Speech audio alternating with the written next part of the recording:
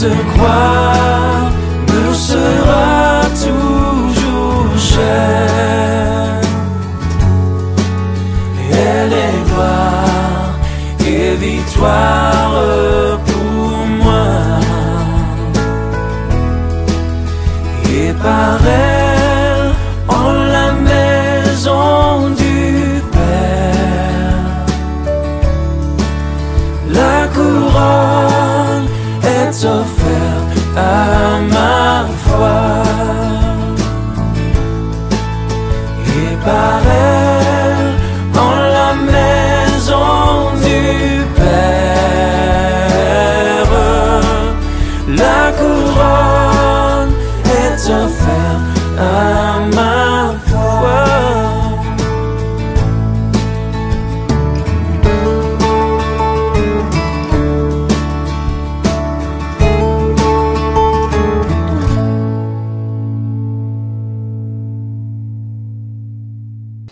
Nous allons donc lire la parole de Dieu. Le titre du message, c'est « Souviens-toi de la fidélité de ton Dieu ». On parle de 2022, on parle de ce qui va nous arriver en 2022. Personne d'entre nous ce matin ne sait ce que sera sa vie en 2022. Mais le Seigneur a mis dans mon cœur, pendant ce contexte de vœux, de se souvenir de sa fidélité lorsque nous en aurons besoin. Souviens-toi de la fidélité de Dieu. Je vous invite à vous lever, nous allons lire dans Josué 21 au verset 43.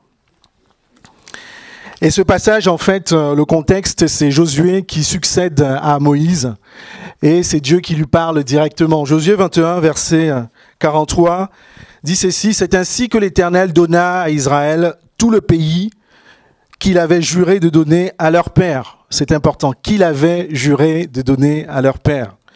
Ils en prirent possession et s'y établirent.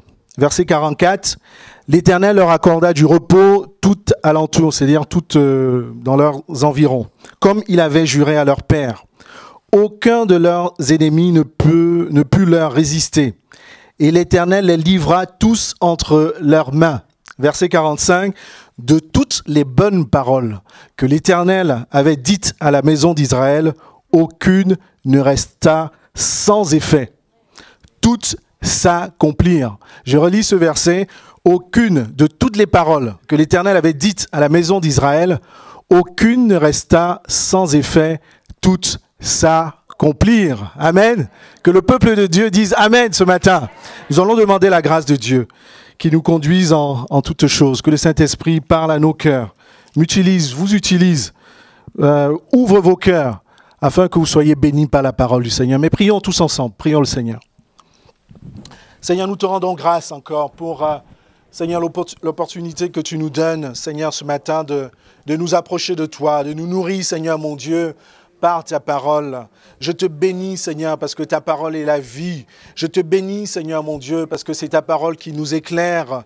Je te bénis, Seigneur, parce que c'est ta parole qui nous conduit. Je te bénis, Seigneur, mon Dieu, parce que, Seigneur, c'est ta parole qui nous révèle, Seigneur, ta puissance, ton amour, Seigneur, et ta fidélité. Et sans elle, Seigneur, nous ne sommes rien. Je te rends grâce encore, mon Dieu, ce matin, Seigneur, de ce que tu vas bousculer les habitudes, Seigneur, mon Dieu. Tu passes à travers, Seigneur, mon Dieu, les rangs éternels, mon Père, mon Roi. Ta parole, Seigneur, mon Dieu, ne retourne jamais sans effet. Que tous ceux, Seigneur, mon Dieu, dans ta maison ce matin, qui te cherchent, qui écoutent ta parole, Seigneur, puissent être transformés par la puissance de ton Saint-Esprit. Seigneur, par la compassion que tu as pour les âmes. Seigneur, Seigneur, mon Dieu, que tu nous fortifies encore ce matin. Que tu nous donnes, Seigneur, les paroles de la vie. C'est tes paroles, Seigneur, mon Dieu, qui nous nourrissent. C'est tes paroles, Seigneur, mon Dieu, qui nous permettent de nous tenir debout. Et ce matin, Seigneur mon Dieu, nous voulons te remettre toute la gloire et continuer à te remettre toute la gloire par le nom puissant du Seigneur Jésus-Christ. Amen. Vous pouvez vous asseoir. Donc, je vous disais que le contexte de ce passage, c'est Josué qui succède à Moïse pour la conquête de Canaan. Et vous connaissez l'histoire. Cette histoire, ça commence en fait quand Dieu fait une promesse à Abraham, lui dit quitte ton pays et ta patrie, va vers le pays que je te montrerai. Et vous connaissez toute cette histoire parce que Abraham lui-même, il n'a pas vu. Ou alors, quand il est arrivé à Canaan, nous le voyons, il a séjourné à Canaan quand Canaan était encore occupé.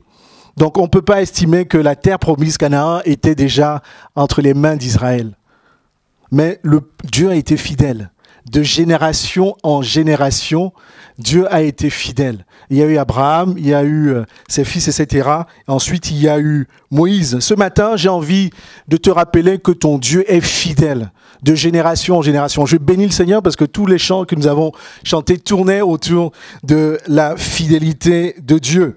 Et je parlais des vœux. Alors, je vais revenir encore sur les vœux ce matin. Vous savez que les vœux sont bibliques. L'apôtre Jean, quand il s'adressait à Gaius, il lui a dit, en fait, je souhaite que tu prospères à tout égard.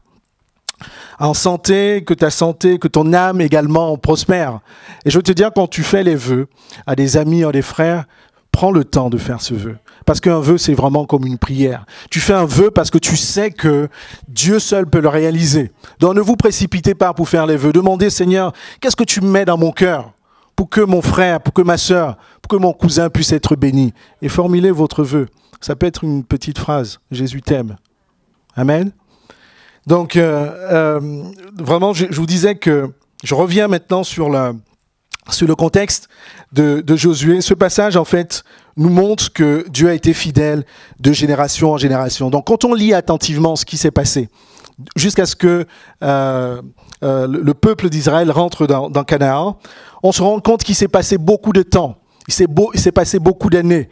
Et j'ai essayé de faire ce calcul, c'est plus de 700 ans, entre la promesse d'Abraham et l'entrée d'Israël dans le pays de Canaan. Donc nous voyons que la promesse a été faite à Abraham dans Genèse 12. Quand je vous disais, Dieu lui a dit, tu quittes ton pays et ta nation. Ensuite, quelques années plus tard, nous voyons que quand Sarah décède, en fait, Abraham enterre Sarah à Canaan. Donc nous pouvons lire dans Genèse 23, verset 4, il dit « Je suis étranger habitant parmi vous. Donnez-moi la possession d'un sépulcre chez vous pour enterrer mon mort et l'ôter de devant moi. » Donc il parlait en fait de Sarah. Et la terre, Canaan, la terre n'avait pas encore été occupée par les Israélites. Or c'est Abraham qui a eu la promesse de Dieu. Et nous voyons qu'après Abraham a eu Isaac. Il a eu Jacob et Joseph, n'est-ce pas? C'est extraordinaire pendant cette époque. Ses frères, ce sont nos frères, ils vivaient pendant très longtemps. Donc la Bible nous montre par exemple que Isaac a vécu 180 ans, Jacob 147 ans et Joseph 110 ans. Et nous voyons que le temps passe et donc la promesse n'est pas toujours accomplie. Et nous voyons même que Joseph, à travers sa présence en Égypte, il permet à ce que le peuple d'Israël, que les Juifs arrivent en Égypte. Et ils passent combien d'années en Égypte ? 400 ans. Et jusque-là, la promesse de Dieu ne s'est pas encore établie. Après, nous voyons que Moïse prend la relève. Il permet à ce que le peuple sorte de l'Égypte. Il passe encore 40 années dans le désert. Et nous voyons que Dieu, il réitère sa promesse à Moïse. Dans Exode 20, verset 20, il dit « Voici, j'envoie un ange devant toi pour te protéger en chemin. » Et pour te faire arriver au lieu que j'ai préparé. C'est le lieu qu'il avait annoncé déjà à Abraham, je vous ai dit, plus de 800 ans auparavant. Mon ange marchera devant toi et te conduira chez les Amoréens, les Essiens, les Phérésiens, les Cananéens. Vous voyez, c'était les habitants en fait de Canaan, là. Et c'était ceux que Moïse que le peuple en tout cas d'Israël devait combattre pour occuper Canaan. Les Éviens et les Jébusiens, et je les exterminerai.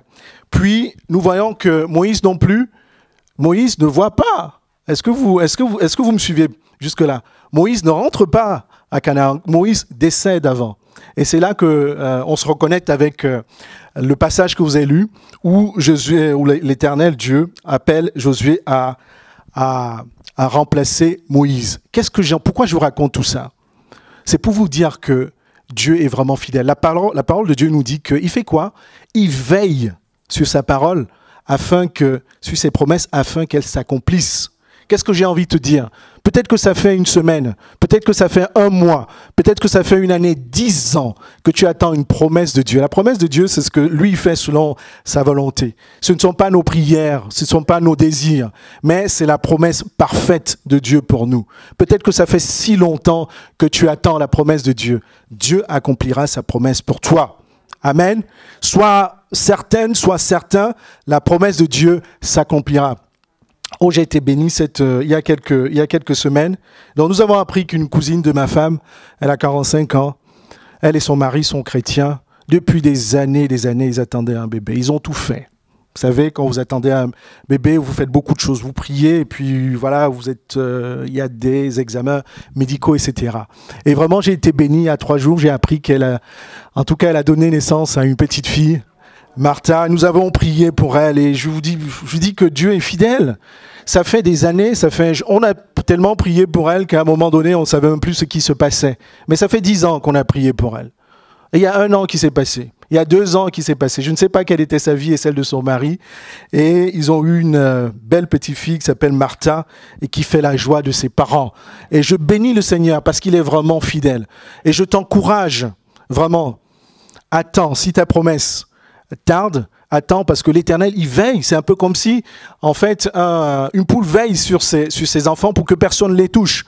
Vous voyez, vous avez déjà approché une poule, vous avez déjà approché des poussins, une poule qui a des poussins, je ne vous conseille pas. Et l'Éternel, c'est comme ça. Il n'est pas limité. Dieu a plusieurs enfants dans le monde, mais il n'est pas limité. Il sait à chacune les promesses. Il connaît la promesse qu'il t'a faite. Il veille. Pourquoi ça ne s'accomplit pas dans 1 semaine, dans 1 mois, dans 2 ans? Dieu le sait. Mais la parole de Dieu dit qu'il accomplira ses promesses. Nous pouvons lire dans Habakkuk 2, verset 3, « Car c'est une prophétie dont le temps est déjà fixé. Elle marche vers son terme. Elle ne mentira pas. Si elle tarde, attends-la qu'elle s'accomplira. Elle s'accomplira certainement. » Vous voyez, la prophétie marche, tu ne la vois pas. Alléluia. Je ne sais pas pourquoi tu t'attends pour le Seigneur. Je ne sais pas si c'est la santé, ça peut être aussi un enfant, ça peut être un travail, mais la Bible nous dit que la prophétie est en train de marcher.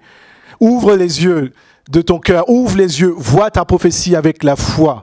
La Bible nous dit que le juste vivra par la foi. Et les promesses de Dieu s'accomplissent, elles ne tardent pas. Donc, revenons sur ce passage, mes frères et sœurs. Nous voyons que 3 fois, dans le passage que nous avons lu dans Josué 21, verset 43, il est dit comme il avait juré à ses pères. Nous pouvons le lire. C'est ainsi que l'Éternel donna à Israël tout le pays qu'il avait juré de donner à leur père. Nous lisons encore par la suite, l'Éternel leur accorda du repos tout alentour, comme il avait juré à leur père. Et nous lisons encore verset 45, de toutes les paroles que l'Éternel avait dites à la maison d'Israël, aucune ne resta sans effet. Et donc j'insiste encore, je ne sais pas à qui je parle ce matin. Dieu, peut-être que la Bible nous dit que sa bonté, sa fidélité dure de génération en génération. Peut-être que tu as eu des parents même qui ont prié pour toi. Nous n'y pensons pas. Hein. Peut-être que tu as eu un grand-père, une grand-mère qui a prié pour sa descendance. La Bible nous dit que sa parole se réalise quand Dieu le déclare. Et donc, quand nous avançons, la Bible nous dit également, et j'ai envie de te le dire, que Dieu ne t'a pas oublié. Quand Dieu lâche une parole, il veille vraiment sur sa parole pour qu'elle se réalise. Et ce matin, je voulais vous parler d'une des caractéristiques de la personnalité de Dieu. Voyez, vous savez que souvent on le chante même, vous lui dites Dieu est saint, Dieu est amour, etc. Et ce matin, je voulais vraiment insister sur la fidélité de Dieu. C'est-à-dire que, pourquoi on dit que Dieu est fidèle? C'est-à-dire que Dieu est constant dans son affection. Dieu est constant dans ses sentiments. Dieu est constant dans ses engagements. Vous savez, n'est-ce pas, nous, on fluctue de temps en temps. Parfois, on aime un ami, on l'aime plus, parce qu'il s'est passé quelque chose. Parfois, c'est même dans le couple, dans la personne qui est la plus proche de nous. Parfois, on a plus de sentiments, parfois, on en a moins. Même derrière le mot fidélité, entendez ceci, c'est que Dieu est constant. Il ne change pas. Il est fidèle dans son affection. Son affection, c'est-à-dire que Dieu, il prend soin de toi. Dieu prend soin de toi chaque jour. Et Dieu ne va pas prendre soin de toi beaucoup moins que hier, parce que toi tu t'es éloigné ou parce que tu t'es refroidi. Dieu, il est constant dans son affection. Il est constant dans ses sentiments. C'est-à-dire que Dieu, il t'aime, mon frère. Dieu, il t'aime, ma sœur. La Bible nous dit qu'il t'aime d'un amour éternel, qui ne change pas. Le titre de ce message, Souviens-toi de la fidélité de Dieu. Et je vous dis, en 2022, on ne sait pas ce qui va nous arriver. On a fait des vœux, on a fait des prières. Mais au moment où tu seras face aux épreuves, au moment où tu seras face aux difficultés, j'ai envie de te dire, souviens-toi de la fidélité de ton Dieu. Dieu est constant dans ses relations. Vous savez, Dieu, il aime ses créatures, il aime ses enfants. Et je vois comment Dieu... j'ai tellement de choses à vous raconter. Mais j'ai envie de te dire que quand tout ira mal, ou même quand tout ira bien, souviens-toi que ton Dieu est fidèle. Et pourquoi Dieu est fidèle? Et le Seigneur me dit, il est fidèle simplement parce qu'il est amour. C'est le verset le plus... Dieu est amour, tout simplement. Mais ce que j'ai envie de vous amener encore plus loin. Dieu est fidèle aussi parce qu'il veut que tu grandisses dans la foi. Dis-le à ton frère. Dieu veut que tu grandisses dans ta foi.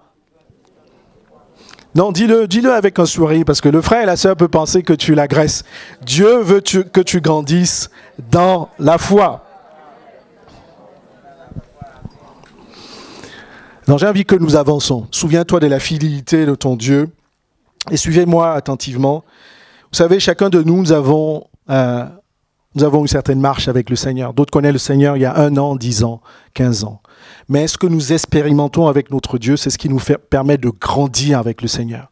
Je vais prendre plusieurs exemples. Vous voyez Abraham, lorsque Dieu lui dit d'aller porter son fils en sacrifice. À un moment sur le chemin, Isaac lui dit « Papa, voici le feu, voici le bois, mais où est l'Holocauste ?» Abraham lui dit quoi? « Mon fils, Dieu pourvoira. » Et nous voyons comment, vous connaissez l'histoire, à un moment, et nous voyons que Dieu pourvoit également d'un bélier, d'un mouton, qui sera l'objet de son sacrifice. Et Abraham a donné ce nom à Dieu, qui s'appelle Adonai Jireh. Parce que Adonai avait coché la cage. Il a rencontré un Dieu qui pourvoit. Alléluia. Et Abraham a encore eu des difficultés dans sa vie. La vie d'Abraham n'a pas été simple. Il marchait vers la terre promise. Il y a eu des combats contre les peuples ennemis. Mais je suis sûr qu'Abraham, à chaque fois qu'il était devant les épreuves, il se souvenait de son Dieu, Adonai Jireh, parce qu'il avait coché la cage, le Dieu qui pourvoit. Nous pouvons prendre également l'exemple de Moïse. Vous voyez, quand il sort de l'Égypte, Moïse a eu beaucoup de doutes. Vous voyez, quand Dieu même l'a appelé, Moïse dit, ah oui, je ne sais pas parler, je bégaye, ainsi de suite. Qui dirais-je? Si le Pharaon me demande, qui es-tu? Qui dirais-je, qui es-tu? Moïse à qui Dieu parlait directement. Il a eu beaucoup de doutes. Et vous connaissez l'histoire, je passe. Mais quand Moïse traverse la mer Rouge et que la mer se divise en deux et que le peuple d'Israël traverse miraculeusement la mer Rouge, la Bible nous dit, vous pouvez le lire dans votre Bible, que Moïse a fait un poème à son Dieu. Il a dit, qui est comme toi? Tu es magnifique en sainteté. Tu es digne de louange. Tu opères des miracles et des prodiges. Et vous voyez, à ce moment-là, Moïse, il a découvert qu'il avait en face un Dieu qui est puissant, un Dieu de miracles. Et Moïse, par la suite, il a eu aussi beaucoup de difficultés. Moïse continuait également à marcher. Il avait sous la responsabilité le peuple d'Israël. C'était pas si facile d'avoir tous ces Juifs dans le désert pendant 40 ans qui se plaignaient. Ils étaient nourris miraculeusement, mais ils se plaignaient de la manne parce que c'était la même chose tous les jours, ainsi de suite. Mais Moïse pouvait se souvenir qu'il avait un Dieu de miracles. Alléluia. Et j'ai envie de te dire que lorsque tu marches avec ton Dieu, en fait, Dieu, pourquoi il manifeste sa fidélité? C'est parce qu'il est amour, mais c'est aussi pour que tu te souviennes, pendant les temps difficiles, que tu puisses regarder derrière, que tu puisses dire, oui Seigneur, je t'avais invoqué quand j'avais perdu mon travail. Je t'avais invoqué quand ma fille était malade. Je t'avais invoqué moi-même quand j'étais face à la difficulté. Et tu es agi. Dieu est fidèle. Il est constant. Alléluia. Et vous voyez, je vous en parle parce que quand on traverse des choses difficiles, parfois on a les doutes. Mais j'ai envie de te dire, souviens-toi de la fidélité de ton Dieu. Parce qu'il ne change pas. Ah, j'ai tellement de choses à vous raconter, je vous disais. Moi, j'ai coché une case avec le Seigneur. Il y a quelques années, j'étais étudiant, il y a 21 ans, j'étais au Maroc. Et pas beaucoup de moyens, une petite bourse. Et donc, qu'est-ce que je faisais? Je payais mon internat, j'étais dans un internat. Et puis après, il ne me restait que l'argent pour le bus pour aller à l'église. Et donc, je vais à l'église encore comme tous les dimanches. Et en semaine, nous avions également les réunions. J'avais une grande foi comme ça, par la grâce de Dieu. Mais j'avais une petite ressource. Et donc nous faisons des réunions habituellement. À la fin de la réunion, donc il y avait le culte, ensuite il y avait la réunion des jeunes. Et je rentre donc à l'école. J'avais mon argent pour le bus, il n'y a pas de problème. Mais ce week-end-là, ce dimanche, je n'avais plus rien pour m'acheter à manger. Et la cantine ouvrait dimanche très tard dans le soir. Donc qu'est-ce que je fais? Je rentre et je me dis, il était 16h. Et je dis, en fait, donc je dors pour laisser passer les problèmes, pour laisser passer la faim. Et je me dis, bon, je dors 3 heures et puis je vais à la cantine. Vous n'allez pas me croire. Qui c'est qui croit aux anges? Pas beaucoup de personnes, mais c'est biblique. Hein. Quand je raconte cette histoire, vraiment, je ne sais plus si c'était un ange ou c'est un homme. Je vais vous donner les exemples. Je vais vous raconter ce qui s'est passé et puis vous allez en juger. Et donc, je dors. Et à un moment donné, j'entends, il n'y avait pas grand monde dans mon internat, puisque ceux qui étaient allés chez leurs parents. Ils devaient revenir à la fin de la journée. Donc j'entends dans ma porte, la porte qui cogne. Je me dis, mais c'est pas possible. Tu sais, dans un internat, je recevais très peu de visites. Très peu de visites. Il y avait quelques frères qui venaient me rendre visite. Et pas si souvent. Et donc j'ouvre la porte et je vois donc un frère. Et je vous dis, je ne sais pas jusqu'à présent, je ne sais pas si c'est un ange ou c'est le frère, mais c'est bien un frère de l'église que je connaissais, qui ne connaissait pas ma situation. Le frère, il avait quoi? Il avait fait quoi? Il avait préparé. Il avait préparé à manger. Il s'assoit, je le regarde. Je lui dis, mais qu'est-ce que tu fais là? Il me dit, Dieu m'a envoyé pour te visiter. Je le regarde, j'avais les larmes qui coulaient. Le frère, je n'avais pas d'ustensiles dans ma petite chambre d'étudiant. Et il avait ramené aussi des couverts, avec des fourchettes, avec 2 verres, 2 couverts, 2 fourchettes. Et il s'assoit avec moi. Je n'arrêtais pas de le regarder. C'est comme si je ne le connaissais pas. On se connaissait, le frère m'avait encouragé dans la foi. Je le connaissais, on était dans la même église. À un moment donné, donc il m'encourage et ainsi de suite, mais je ne me parlais pas tellement, j'étais ému. Et à la fin, avant de partir, il me donne une enveloppe. Il me dit, je sais que tu es en difficulté. Le Seigneur m'a mis ça sur mon cœur. Vas-y, tu auras de l'argent pour manger jusqu'à la fin du mois. Je peux vous dire, vous savez que les anges existent. Pierre, quand il était en prison, vous l'avez lu, c'est un ange qui est venu lui ouvrir la porte. Ça ne remet pas en cause toute la parole. Les anges sont les créatures, en fait, de Dieu, qui sont au service de Dieu. Alléluia, il y a beaucoup d'exemples. Même la naissance de Jésus, c'était un ange. Et je vous dis, le frère s'en va, la porte se ferme, et jusque-là, il était 18h30, je n'y croyais pas. J'ai passé le temps à pleurer. Et je me disais, Seigneur, dans mon état, je n'étais pas si malheureux que ça, mais il me manquait juste de l'argent pour manger, vous voyez. J'avais faim. Mais ce qui m'a marqué, et qui m'avait vraiment marqué, c'est que dans ma petite chambre où j'étais, dans le petit quartier où j'étais, dans l'école où j'étais, à 1000 lieues du centre-ville, le Seigneur, il m'avait regardé. Son regard s'était posé sur moi. Qu'est-ce que j'ai envie de te dire? Vous savez, quand je suis sorti de cette expérience-là, j'ai coché la case, comme Abraham, Dieu est le Dieu qui pourvoit. Il est Adonai Jireh. Est-ce que j'ai eu encore des difficultés par la suite dans ma vie? Oui, j'ai eu plein de difficultés comme tout le monde. J'ai eu des moments de chômage, j'ai eu des moments bien et moins bien. Mais vous savez, parce que j'avais coché déjà la case, Adonai Jireh, Dieu qui pourvoit. Depuis ce moment-là, quoi qu'il m'est arrivé, même quand j'avais perdu mon travail, même quand les fins de mois étaient difficiles, je n'avais plus aucun doute en mon Dieu, parce que j'avais coché cette case. Souviens-toi de la fidélité de ton Dieu. Dieu ne change point, c'est ce que j'ai envie de te dire. Et vous savez, quand tu fais une expérience avec ton Dieu, ce n'est pas pour que tu l'oublies demain. Nous avons reçu des enfants, compte les bienfaits de Dieu. Mets-les tous devant tes yeux, tu verras combien sa gloire est grande, combien sa fidélité est grande. Dieu agit dans notre vie. Il accomplit ses promesses parce qu'il nous aime, mais aussi parce qu'on s'en souvienne. Quand tu seras au pied du mur, regarde derrière, ne sois pas oublieux. Quand tu seras au pied du mur, regarde à ton Dieu, il est constant. Il est constant dans ses sentiments. Il est constant dans son affection pour toi. Il est constant dans sa relation avec toi. Le plus souvent, on est oublieux. Dieu t'a déjà béni, Dieu t'a déjà guéri, Dieu t'a déjà prouvé qu'il est le Dieu puissant. Mais au moment où tu as besoin de lui, tourne simplement les regards derrière et souviens-toi de la fidélité de ton Dieu. Amen. Vous me suivez? Et donc, je voudrais vraiment nous encourager à cocher les cases. Vous savez, notre vie, c'est une marche de progression en progression. Quand j'ai connu le Seigneur, je le vous voyais. Je me souviens mes premières prières, je vous voyais Dieu, je priais librement, mais je vous voyais parce que j'avais besoin d'être encore beaucoup plus proche de mon Dieu. Je ne sais pas qui nous avait dit « Approchez-vous de moi et moi je m'approcherai de vous » parce que je ne connaissais pas sa parole. J'avais besoin de grandir et c'est ça quand on grandit avec le Seigneur. Tu as déjà expérimenté la force et la grandeur de ton Dieu.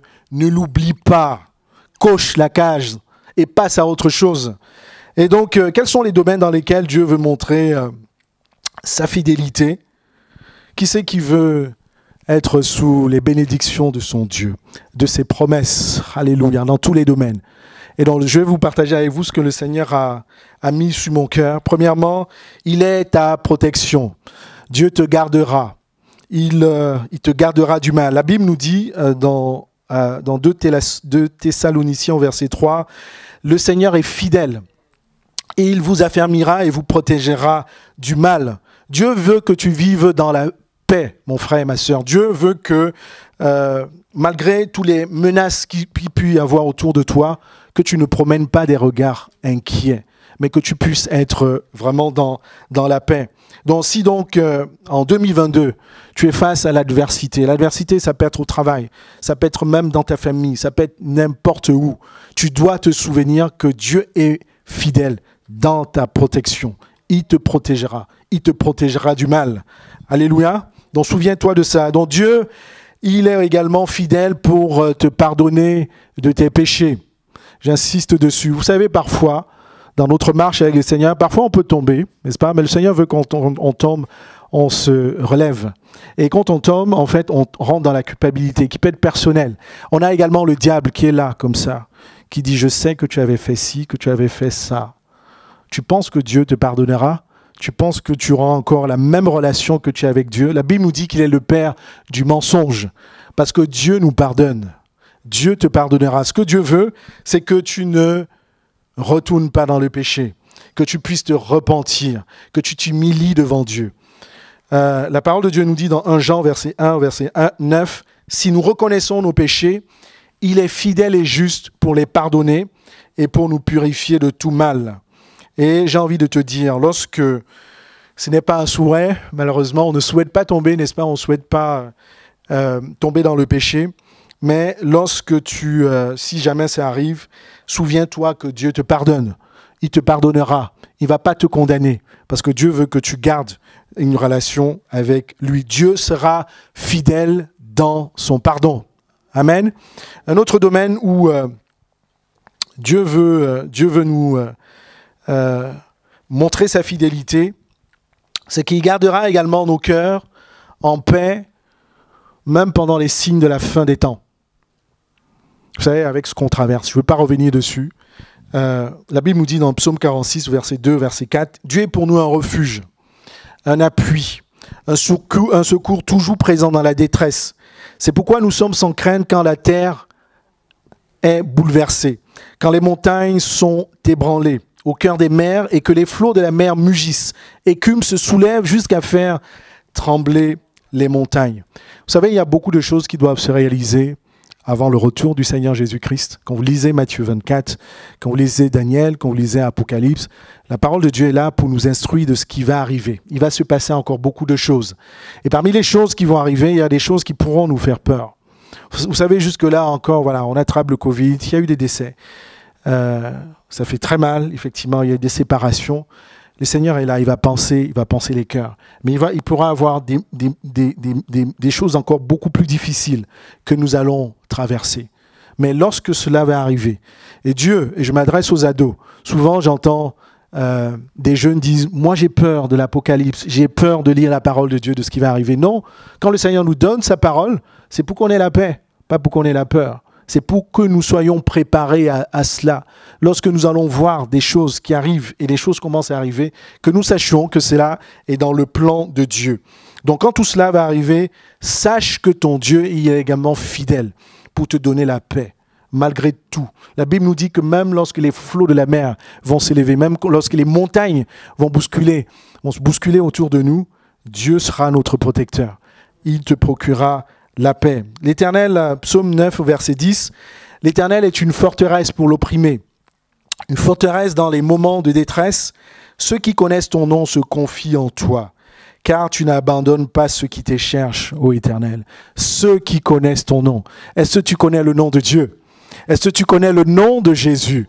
Alors confie-toi en ton Dieu, confie-toi en Jésus, qui que tu sois, petit ou grand, que tu sois déjà baptisé ou pas. Confie-toi en nom de Dieu parce que ce sera lui ton refuge, parce que ce sera lui ta protection. Dieu nous a tout donné. On a toutes les recettes, alléluia, dans la parole de Dieu. Confie-toi en ton Dieu, parce qu'il sera fidèle. Donc Dieu sera fidèle également lorsque tu seras tenté. On parle de la tentation. La Bible nous dit que la tentation, ne faisons pas l'amalgame, la tentation ne vient pas de Dieu. C'est le diable qui nous tente. Par contre, Dieu sera fidèle à chaque fois que nous serons tentés. La Bible nous dit dans 1 Corinthiens 10, verset 13, « Dieu est fidèle qui ne permettra pas que vous soyez tentés au-delà de ce que vous pouvez supporter. Mais la tentation, lorsqu'elle arrivera, avec la tentation, il fera aussi l'issue afin que vous puissiez la supporter. » Dieu a autorité sur le diable. Le diable c'est un ange déchu, n'est-ce pas? C'est une créature de Dieu et le diable est limité. Et le diable nous tente, pas simplement pour nous faire mal, parce que c'est facile de faire mal aux enfants de Dieu, mais le diable nous tente parce qu'il veut que nous éloignions de Dieu. Il veut que nous perdions la foi en Dieu. Et ne mélangeons pas aussi tout. Nous pouvons être tentés également par la convoitise. Je ne sais pas, c'est quelqu'un qui m'a raconté... Alors, je vais pas dire que c'est une chrétienne, c'est quelqu'un qui va à l'église catholique. Elle sort d'un supermarché et elle avait couru pour aller acheter. C'était une course assez rapide. Elle sort du supermarché et puis elle voit un caddie plein qui est près de sa voiture. Elle appelle son mari pour dire que Dieu m'a béni. Elle prend toutes les affaires. Donc quelqu'un avait fait ses courses, mais je ne sais pas ce qui s'est passé. Probablement la personne était allée ou avait oublié un truc, j'en sais rien. Elle charge toute sa voiture. Est-ce que vous pensez que Dieu bénit dans ces conditions-là? Moi, je dis que c'est une tentation. Donc ne mélangeons pas les tentations et les bénédictions de Dieu. Et donc il y a une chrétienne qui l'a appelée pour dire non, ma soeur, va restituer, c'est pas une bénédiction. Tu retournes dans ta voiture. Elle était déjà rentrée chez elle. Elle n'arrêtait pas d'appeler tout le monde pour dire que Dieu m'a béni. Quel Dieu t'a béni? En prenant les courses de quelqu'un d'autre? En privant une famille de tous ces... Non. Et elle ne comprenait pas pourquoi la personne lui disait. Mais par la grâce de Dieu, je pense qu'elle avait compris. Donc ça, ce n'est pas la bénédiction. Ça, c'est la tentation. Je vous parlais de la tentation. Dieu sera fidèle. On est tenté quand le diable... Vous voyez, Jésus a été tenté. Le diable veut qu'on rénie Dieu. Le diable veut qu'on l'adore. Le diable veut qu'on tombe dans la convoitise. Il est le père du mensonge. Mais Dieu sera toujours fidèle pour que nous soyons assez forts face à la tentation. Et Jésus s'en est sorti par la parole du Seigneur. C'est pour ça qu'il est important, mes frères et sœurs, de rester attachés à la parole de Dieu. Parce que c'est elle qui nous protège contre la tentation. Et la tentation est souvent subtile. Vous voyez? La Bible nous dit que le diable, il se déguise en ange de lumière. Parce que nous ne la percevons pas souvent comme ça.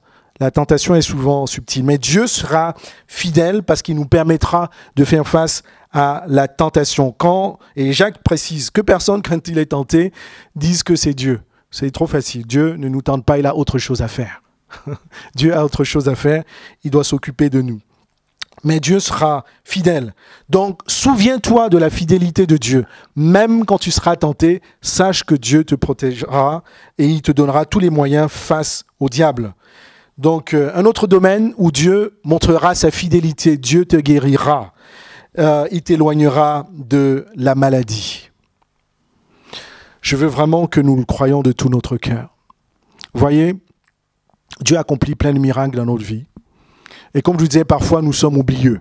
Je suis dans un groupe, vous savez, il y a des groupes, et ainsi de suite. Il y a un frère que je ne citerai pas qui dit « Est-ce que Dieu existe encore? Est-ce que la guérison existe encore ?» Je reçois le message. J'étais abasourdi. J'étais tellement dépassé.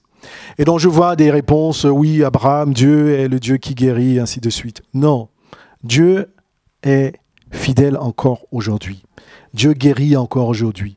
Donc j'ai demandé au Seigneur de me donner la sagesse pour répondre aux frères. Parce que j'avais envie de lui dire, j'avais pas envie de lui parler d'Abraham, de Moïse, d'Isaac, de Jacob, de Paul, non. J'avais envie encore de lui dire aujourd'hui, mamie Émilienne, j'allais partager dans une réunion de prière. Elle avait le cancer, Dieu l'a guérie. On a prié pour une sœur, je ne vais pas citer forcément tous les noms, qui attendait un bébé et Dieu leur a donné un bébé. Plusieurs miracles encore. Est-ce que Dieu accomplit encore des miracles? Oui. Et je peux vous dire, et le frère, je prie pour lui, et vous savez, on a des moments comme ça, on peut avoir des moments de doute, mais Dieu veut qu'on se souvienne de lui dans sa fidélité. Parce que ce frère, en fait, qui avait mis ce message, on avait prié de longues années pour lui. Son épouse souhaitait, ils souhaitaient un enfant. Et par la grâce de Dieu, il y a 2 ans, il y a 1 an et demi, ils ont eu un bébé. Et vous voyez, quelques temps après, c'est le même qui va dire, est-ce que Dieu existe, est-ce que Dieu guérit? Je me suis abstenu de lui répondre. Parfois, il faut un peu de temps. La Bible nous dit de ne pas être, de ne pas se précipiter à parler, vous voyez, mais d'être prompt à écouter. Mais le Seigneur m'a poussé plutôt à, peut-être qu'il traversait des moments assez difficiles, un moment de doute comme ça, mais de prier pour lui. J'avais envie de lui dire simplement, ton bébé, il vient de Dieu, il guérit, il donne. Alléluia, il vit encore. Souviens-toi de la fidélité de ton Dieu. Ça nous demande un effort, hein. Vous voyez, Dieu a tellement fait tellement de choses dans ma vie que je suis incapable maintenant de vous les citer. Mais tu dois faire un effort. Je dois faire un effort pour me rappeler que Dieu, il est fidèle. Il est constant. Il ne change pas. Et quand je me retourne, je vous ai raconté mon histoire. Et je vous dis quoi qu'il m'arrive. Je peux dormir dans la rue, je peux tout. Et il m'est arrivé des choses extraordinaires. Je n'aurai aucun doute de mon Dieu parce que je sais qu'il veille sur moi. Il est Adonai Jireh. Dieu veut que tu coches les cases. Nous avons plusieurs cases à cocher. Dis à ton frère, Dieu veut que tu coches les cases. Dis à ta sœur, Dieu veut que tu coches les cases. Non, il n'a pas bien compris. Fais-le comme ça, coche les cases. Tu vas cocher les cases de quoi? Dites-moi. Tu vas causer les cases de quoi, mon frère Gilles? De sa fidélité, tu coches la case. Amen. Tu vas cocher les cases de quoi, mon frère Kevin? De son amour, tu coches la case. Tu vas cocher la case de quoi, Sarah, ma sœur? Toutes ces promesses accomplies, tu coches la case et tu passes à autre chose. Dieu veut qu'on coche les cases. Alléluia. Si Dieu t'a montré qu'il est bon, tu coches et tu passes à autre chose. Peut-être autre chose, ça va être de dire que Dieu bénit, Dieu guérit. Et ensuite, tu passeras à autre chose. Amen.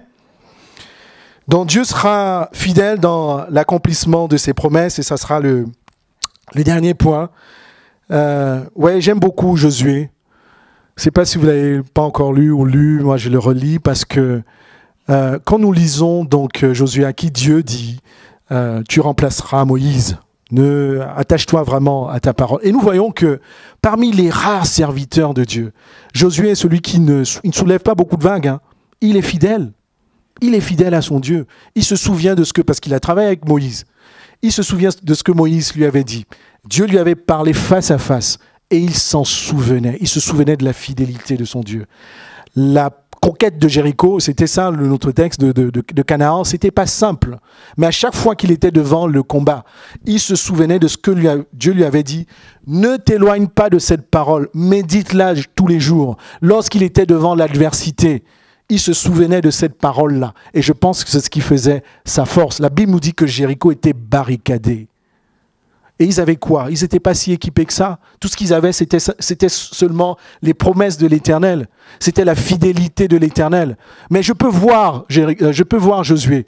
Il se retournait et disait, tu m'as dit que tu seras avec moi. Tu m'as dit que si je m'attache à ta parole, alors j'accomplirai des grandes choses avec toi, que tu seras fidèle, que je réussirai dans mes entreprises. Et c'est comme ça que Josué, j'aime beaucoup j'aime évidemment tous les personnages de la Bible, mais il obéissait à la parole de Dieu. Il était fidèle à la parole de Dieu. Il donnait les instructions au peuple d'Israël conformément à la parole de Dieu et il se souvenait vraiment de la fidélité de ton Dieu. Donc à la prochaine occasion, quoi qu'il t'arrive, mon frère et ma sœur, ouais, chacun, s'il y a une des choses par exemple, je pense que tout le monde a au moins vécu, c'est la maladie, n'est-ce pas? Qui n'a pas encore été malade? Bon, les petites ou les grandes maladies. Ce que j'ai envie de te dire, c'est que au moins, la prochaine fois que tu seras malade, ne panique pas. Ça peut être Covid, ça peut être n'importe quoi. Mais souviens-toi, la foi, où Dieu t'a guéri. Souviens-toi, parfois, il n'y a pas de frères pour prier pour nous, n'est-ce pas? On est malade, on se lève, on pose la main sur soi-même, on pose la main sur son cœur, on pose la main sur ses jambes, et on compte sur la grâce de Dieu. Et Dieu te guérit réellement. Tous nous avons fait la même expérience. Donc la prochaine fois que tu seras malade, avec la foi, souviens-toi de la fidélité de ton Dieu. Je ne parle que de ça, de la guérison. Expérimente-le. Peut-être que là même, encore, tu es malade. Retourne-toi, tu dis Seigneur, il y a 1 mois, 2 mois, il y a 2 ans, il y a 10 ans, j'ai été malade à tel endroit, j'avais ci à cela. Donne les détails à ton Dieu. J'ai mis ma main sur mon cœur, j'ai mis ma main sur mes pieds. Et Seigneur, je t'ai vu intervenir. Et c'est là que Dieu agira dans ta vie de façon puissante. Donc Dieu, il veillera dans l'accomplissement de ses promesses pour toi, comme il a fait dans le passé. Je bénis le Seigneur. Tout ce qui était affiché, vous voyez, on n'a pas eu le temps de se coordonner avec les frères. Tout s'est passé assez rapidement. Quand le pasteur Nieman nous a dit que pasteur Blaise était malade, on a tout changé. Mais j'ai vu qu'il y avait des versets qui avaient été affichés. Et même les chants, vous l'avez entendu. Dieu veut qu'on écoute ce message attentivement. Lamentation 3, verset 21, verset 26, je pense que c'est ce qui est affiché là. Voici ce que je veux méditer pour garder espoir. Les bontés de l'Éternel ne sont pas épuisées. Les compassions ne prennent pas fin. Elles se renouvellent chaque matin. Que ta fidélité est grande. Je le déclare, l'Éternel est mon bien. C'est pourquoi je veux m'attendre à lui. L'Éternel a de la bonté pour celui qui compte sur lui, pour celui qui le recherche. L'Éternel a la bonté pour ceux qui comptent sur lui, pour ceux qui le recherchent. Il est bon d'attendre en silence le secours de l'Éternel. Amen. Souviens-toi de la fidélité de ton Dieu.